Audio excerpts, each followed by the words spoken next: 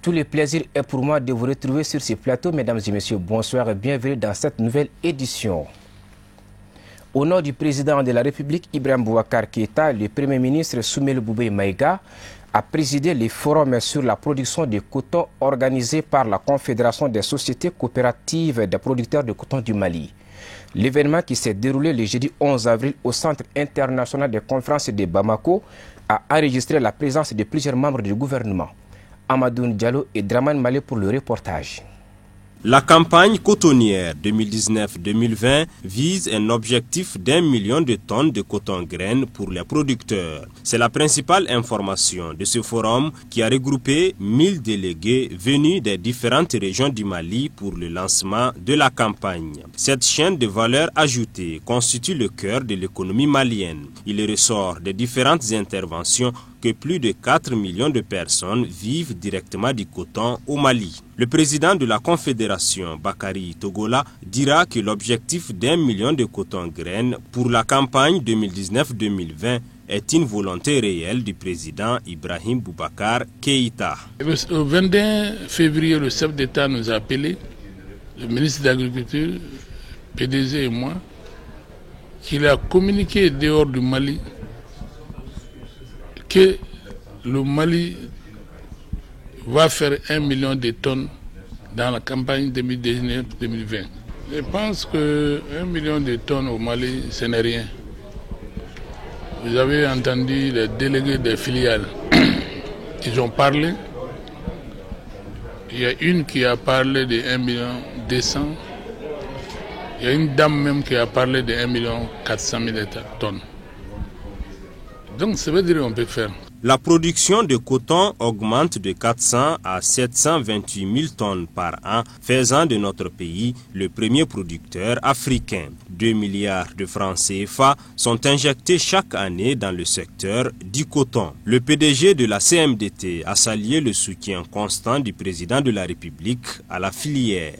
Ici, ce que je peux dire sans être long, c'est l'assurance que la CMDT jouera toute sa partition en termes d'encadrement, en termes d'achat, de transport du coton-graine, d'égrainage, de classement et de vente sur le marché international.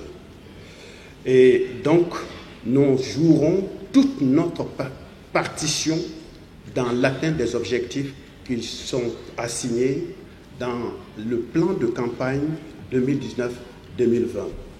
Puisse Dieu, Allah le Tout-Puissant, gratifier notre pays d'une très bonne pluviométrie, de paix, de concorde, seul gage d'un développement durable. Au cours de la cérémonie, le prix du coton pour la campagne 2019-2020 a été annoncé par le président de la Confédération. Il est fixé à 275 francs CFA. Président les travaux de la cérémonie, le Premier ministre Soumaïla Boubèye Maïga a transmis les remerciements du président Ibrahim Boubacar Keïta aux différents participants avant de les inviter à s'unir pour l'atteinte des objectifs. Nous restons au Centre international des conférences de Bamako où le Premier ministre Soumaïla Boubèye Maïga a, au nom du président de la République, salué le courage et la détermination des cotons producteurs avant de les rassurer de l'accompagnement constant de son gouvernement pour l'atteinte des objectifs du plan de campagne 2019-2020. Il est au micro de Amadoun Diallo. Transmettre les salutations les plus chaleureuses du président et vous dire qu'il vous remercie d'avoir tenu toutes les promesses que vous avez formulées à son endroit et à l'endroit du pays en matière de production, en matière de qualité et de quantité de production. Actuellement, le forum qui a lieu aujourd'hui tourne autour du souhait et du vœu du président de voir notre production atteindre le million de tonnes.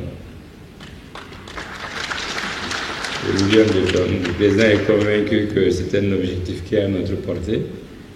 C'est pourquoi je voudrais vous inviter en son nom à unir vos efforts, à vous concerter davantage pour voir comment progressivement nous pourrions atteindre cet objectif-là.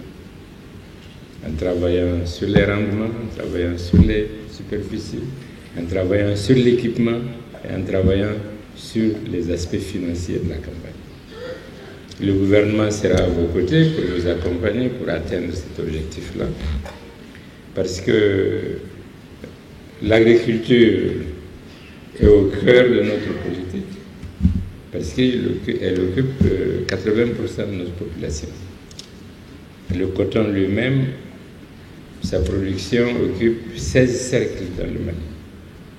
16 sur les 49 cercles. Donc ça veut dire que c'est une production majeure pour nous et nous ferons tout pour accroître nos efforts, notamment en matière de capacité de transformation, d'égrainage. C'est pourquoi normalement nous devons pouvoir réaliser un certain nombre d'usines pour permettre d'avoir les capacités d'égrainage et des quantités qui seront produites. Et je vous invite donc à travailler ensemble, les producteurs, l'encadrement, sur les aspects les plus importants qui nous permettront d'atteindre cet objectif-là. Ouverture d'un atelier de sensibilisation et de formation des membres du CONABEM sur le rôle automatique et la mise en place d'une méthodologie de transmission des données statistiques sur les offres et demandes d'emploi et les placements. Organisé par l'ANPE le jeudi 11 avril au Centre de perfectionnement et de reconversion CPR, l'ouverture des travaux était présidée par le ministre de la Jeunesse, de l'Emploi et de la Construction citoyenne, porte-parole du gouvernement. Voyons ces reportages. Initié par l'Agence nationale pour l'emploi à l'intention des membres du Conseil national des bureaux de placement payants et entreprises de travail temporaire CONABEM, le présent atelier de sensibilisation et de formation sur le registre officiel des offres et demandes d'emploi au rôle automatique vise à permettre une meilleure appropriation du mécanisme de fonctionnement de cet outil afin d'améliorer la méthodologie de transmission des données statistiques sur les offres et demandes d'emploi et les placements effectués. Il s'agit donc de sensibiliser et former le membre du CONABEM sur ce qu'on appelle ici au niveau de l'ANPE les relevés officiels de demande et des offres d'emploi, les rôles automatiques, qui aujourd'hui, dont l'automatisation aujourd'hui s'accélère au niveau des régions, mais aussi au niveau de Bamako. Nous avons souhaité disséminer, partager, mais aussi permettre aux membres du CONABEM de s'approprier la méthodologie pour qu'il y ait une convergence de vie dans le cadre de l'analyse, mais aussi de la collecte, de l'exploitation des données du marché du travail qui sont les nôtres. Au-delà de l'intérim que ces bureaux privés font, il y a également le placement que l'ANPE effectue. Et pour ce faire, pour aider aussi la tutelle dans le cadre d'aide à la décision, ces outils sont nécessaires. Cette convergence de vie est nécessaire, Monsieur le ministre. Je peux dire, sans risque de me tromper, que l'ANPE a accompli sa part de contrat. La balle est donc dans notre camp. Nous lui sommes redevables et imputables de la qualité des statistiques qui seront fournies en matière d'emploi au Mali. Je voudrais, et j'insiste là-dessus, compter sur votre disponibilité et votre assiduité pour qu'au terme de ces 2 jours de travaux, vous soyez mieux outillés en matière de traitement et de transmission rapide d'informations statistiques fiables sur les offres et les demandes d'emploi. Félicitant l'ANP pour la tenue de cet atelier, le ministre Koïta a pour sa part fondé l'espoir que ces 2 jours de travaux devraient permettre de dégager des solutions appropriées à la question des statistiques sur les activités d'intermédiation des bureaux privés de placement et entreprises de travail temporaire. Les dispositions du Code du travail en République du Mali qui réglementent ce secteur exigent à ces agences de placement de communiquer à l'Agence nationale pour l'emploi les données statistiques relatives à leur activité. La pertinence de cet atelier réside en ce qu'il permet de prendre en compte les activités de ces agences dans les statistiques officielles de création d'emplois. L'une des attentes plutôt de cet atelier est de permettre aux bureaux de placement publics et privés de mieux renseigner les statistiques sur les activités d'intermédiation, de consolider les partenariats ANP et CONABEM dans leurs actions de mise en œuvre de la politique nationale de l'emploi. L'application ROD automatique est mise à votre disposition pour servir d'outil d'intermédiation et de croix de transmission des données statistiques automatisées. Les travaux de cet atelier devraient permettre l'élaboration et l'adoption du mécanisme de transmission des statistiques et le chronogramme d'installation ROD automatique au niveau des bureaux privés de placement. Le secrétaire général du ministère de la Jeunesse, de l'Emploi et de la Construction citoyenne, M. Drissa Guindo, représentant le ministre, a procédé mardi dernier dans la plaine de Tiroguel à la remise officielle d'un périmètre aménagé et irrigué à 120 jeunes exploitants de la commune de Kounari dans la région de Mopti. Le périmètre d'une superficie de 40 hectares a été réalisé et financé par l'APEJ pour un coût global de plus de 325 millions de francs CFA. Voyons les détails avec un commentaire signé Amadou Diara. Le secrétaire général du ministère de la Jeunesse, de l'Emploi et de la Construction citoyenne et sa délégation ont d'abord visité le périmètre situé à 35 km de Mopti avant de procéder à l'attribution des parcelles au centre Jean Bosco de Sévaré au cours d'une cérémonie solennelle. Cette délégation comprenait notamment le directeur de cabinet du gouverneur de la région de Mopti, le directeur général de l'APEJ, de nombreux responsables régionaux ainsi que les membres du conseil régional de la jeunesse. Après la visite, le SEGAL a fait part de toute sa satisfaction pour ce projet qui bénéficiera en saison haute et en contre-saison aux jeunes exploitants et à leurs familles. Il s'agira pour nous d'investir encore davantage pour l'épanouissement des jeunes, leur formation et leur autonomisation économique et professionnelle. C'est à cela que le gouvernement travaille. Et voilà pourquoi nous sommes là ici aujourd'hui, pour promouvoir une approche de formation et d'insertion professionnelle à travers l'installation des jeunes dans l'agro-entrepreneuriat. C'est dans ce cadre que le département en charge de l'emploi, à travers la pêche et en collaboration avec l'office RIMOPTI et la commune rurale de Kounari, a entrepris ce projet d'aménagement hydro-agricole suivant l'approche haute intensité de main-d'œuvre que j'ai visité ce matin. Au-delà de la promotion de l'approche IMO, le projet contribuera à former les jeunes sur les techniques de réalisation et d'entretien de périmètres irrigués, faciliter l'accès des jeunes ruraux aux terres agricoles, créer des emplois pour les jeunes ruraux, contribuer à la lutte contre la pauvreté à travers la distribution de revenus à la main-d'œuvre locale et contribuer à la lutte contre l'insécurité alimentaire. Le projet de Tiroguel est basé sur la promotion d'une approche de formation et d'insertion professionnelle à travers l'installation des jeunes dans l'agro-entrepreneuriat. Il est le fruit d'un partenariat entre l'APEJ, l'office RIMOPTI et la commune rurale de Kounari. D'un coût total de 325 724 185 francs CFA, le projet a porté sur l'aménagement de 40 hectares en maîtrise partielle d'eau répartie entre 120 jeunes exploitants de la localité, dont 92 jeunes hommes et 28 femmes. Les maires de la commune rurale de Kounari et de Mopti ont salué à sa juste mesure ce projet agricole dont l'utilité est multiple pour la région. L'un des défis majeurs auxquels notre pays est confronté reste l'emploi et spécifiquement l'emploi des jeunes. Il se trouve placé au centre des préoccupations des plus hautes autorités de la société dans son ensemble que des individus pris isolement ou même dans un cadre familial. Accroître les possibilités pour les jeunes et les femmes d'obtenir un emploi est un revenu convenable et des stratégies principales dans la recherche et l'obtention d'un travail décent. La promotion des filières agro-silvopastorales dans la région de Mopti reste une voie convenable. C'est pourquoi nous saluons cette initiative de l'APEJ d'aménager et mettre à la disposition des bénéficiaires 40 hectares à Tiroguel. C'est un grand enthousiasme quand même pour nous élus, parce qu'on devait réaliser ça. Mais s'il y a un partenaire qui vient réaliser ça à notre place, ça ne peut que on ne peut que se réjouir de cet aménagement et dire qu'il va contribuer quand même à la résolution d'un épineux problème qui est l'insertion des jeunes. Aussi, il va aussi réduire l'exode rural des jeunes et permettre aussi à leur stabilité. Il est à souligner que ce projet comprend un canal principal, 2 canaux secondaires, 15 canaux tertiaires, une digue de ceinture et de protection du périmètre, 4 drains secondaires, 13 drains tertiaires, 2 pistes longeant les canaux secondaires, des ouvrages hydrauliques et 2 motopompes. Vraiment, je souhaite le président de la République, parce qu'on a beaucoup de gens qui pleurent en disant qu'ils n'ont pas trouvé, d'aménager encore pour nous, même si c'est 80 hectares, vraiment nous on veut encore.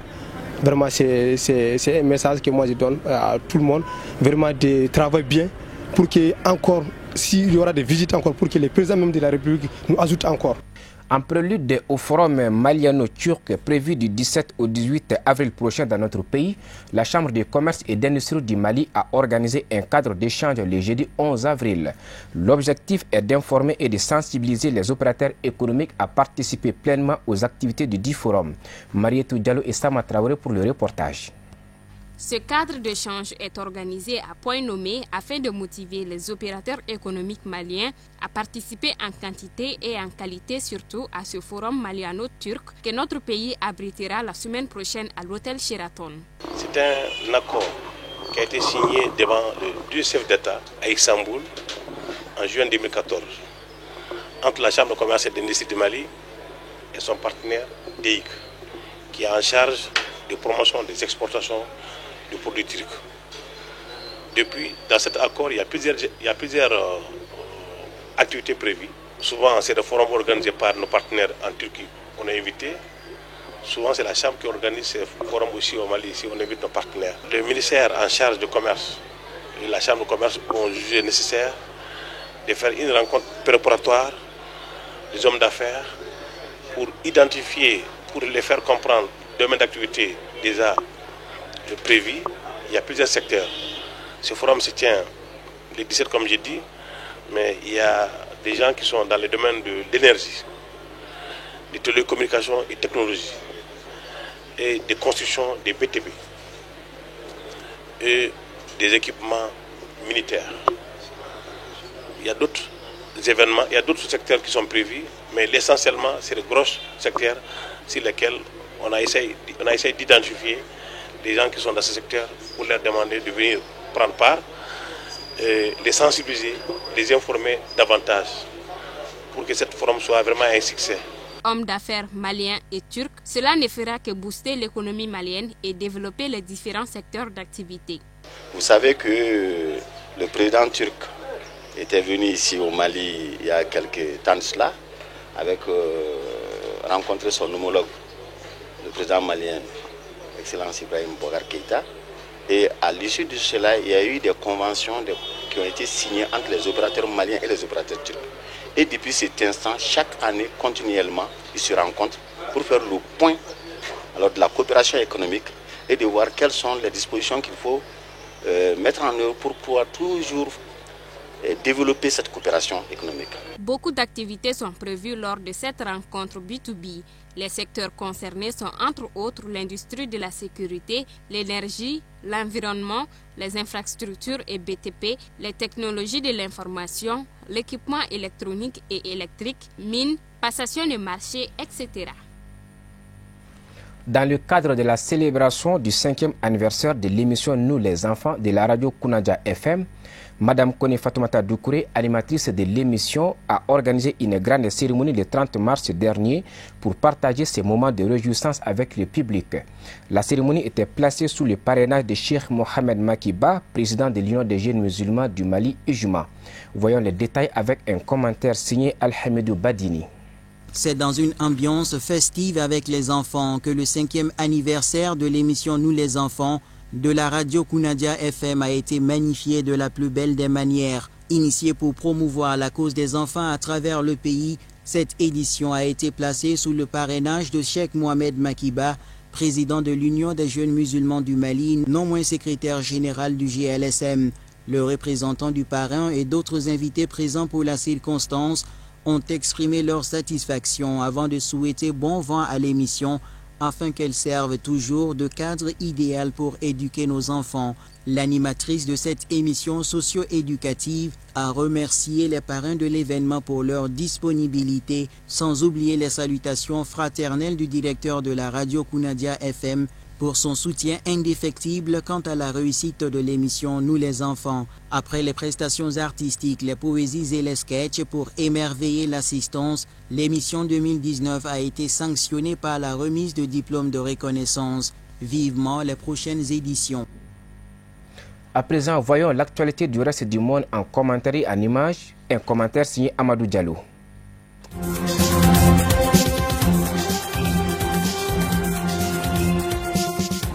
Des milliers de Mauritaniens ont manifesté jeudi à Nouakchott à l'appel de l'opposition pour exiger des mesures garantissant la transparence de l'élection présidentielle de juin, dont une commission électorale neutre et la présence d'observateurs indépendants. Les manifestants réclament la recomposition de la commission électorale nationale indépendante CENI, qualifiée par l'opposition de partisane et dont les membres, sauf un seul, soutiennent ouvertement le candidat du pouvoir, l'ancien général Mohamed Ould Ghazouani, dauphin désigné du président Mohamed Ould Abdel Aziz, selon un communiqué commun lu à l'issue de la marche.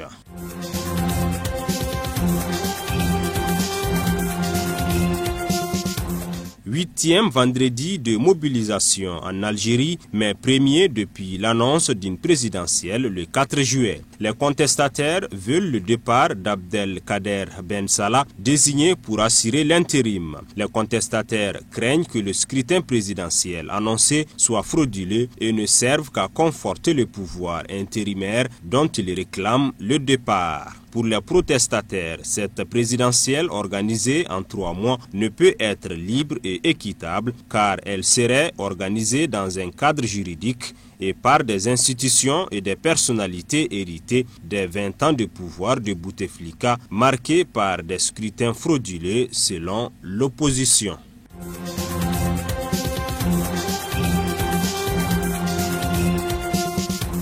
Le président soudanais Omar el-Béchir, destitué, la foule des manifestants rassemblés à Khartoum est désormais déterminée à chasser les généraux du régime de Chi qui ont promis vendredi un gouvernement civil sans fixer d'échéance. Vendredi matin, lors d'une conférence diffusée à la télévision d'État, le général Omar Ziné Labidine, membre de ce conseil, a tenté d'apaiser les manifestants qui ont bravé le couvre-feu imposé de 20 heures à 2 h du matin GMT pour marquer leur refus d'une transition militaire. Le futur gouvernement sera un gouvernement civil, a-t-il assuré, promettant un dialogue de l'armée avec les entités politiques.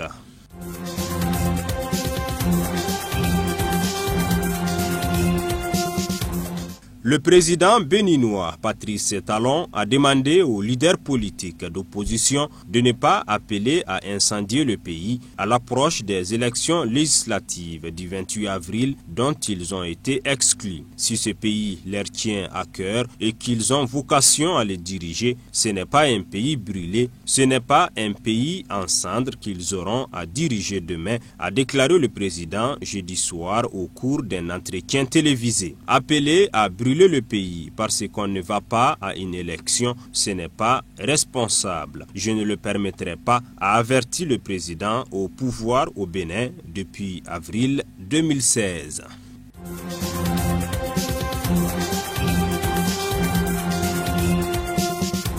L'Équateur a mobilisé plusieurs de ses ministres pour défendre la décision du président Lenín Moreno de lever jeudi 11 avril l'asile diplomatique de Julian Assange. Quito a également commencé un bras de fer avec l'organisation Wikileaks fondée par Assange, l'accusant d'espionnage, selon José Valencia, le ministre équatorien des Affaires étrangères. Les déclarations de Assange en faveur de l'indépendance de la Catalogne ou au moment d'élections en Australie ont compliqué la tâche de la diplomatie équatorienne et violé les conventions de la Havane et de Caracas sur l'asile diplomatique.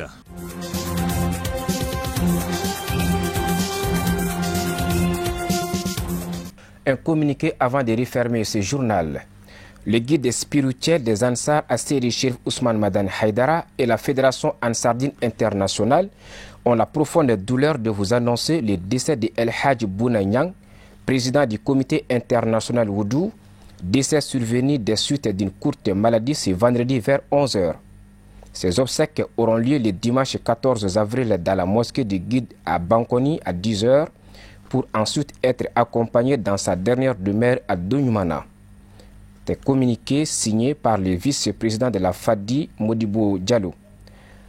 Que la terre lui soit légère, ainsi va la vie. Et c'est ce qui met fin aussi à cette édition que nous vous remercions d'avoir suivi. Bonne suite du programme sur Chérifla Télévision.